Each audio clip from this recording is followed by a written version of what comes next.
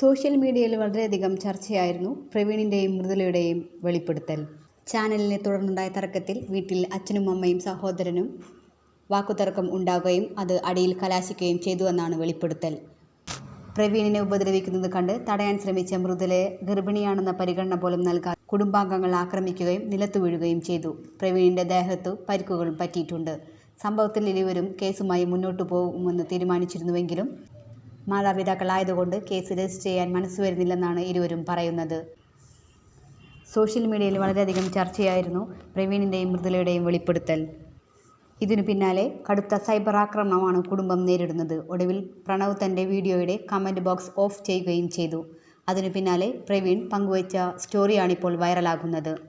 സ്റ്റോറിയിലെ വാക്കുകൾ ഇങ്ങനെയാണ്: ഞാനും എൻ്റെ ഫാമിലിയും ഇപ്പോൾ വളരെയധികം മോശമായിട്ടുള്ള അവസ്ഥയിലൂടെയാണ് കടന്നു പോയിക്കൊണ്ടിരിക്കുന്നത്. സോഷ്യൽ മീഡിയയിൽ നിന്നും യാതൊരു കാരുണ്യവും കിട്ടിയില്ലെന്നും മനസ്സിലായി. നിലവിലുള്ള പ്രശ്നത്തെ റീച്ചിനു വേണ്ടി വളച്ചൊടിച്ച് വേറെ രീതിയിൽ സൈബർ ബുള്ളിംഗ് നടത്തുന്നു. ഞാൻ അൺമാസ്കിംഗ് എന്നൊരു വീഡിയോ ഇട്ടത് എൻ്റെ വൈഫിനെതിരെ സൈബർ ബുള്ളിംഗ് നടന്നതുകൊണ്ടാണ്. പക്ഷേ ഇപ്പോഴുള്ള അവസ്ഥ അതിലും ക്രൂഷ്യലാണ്.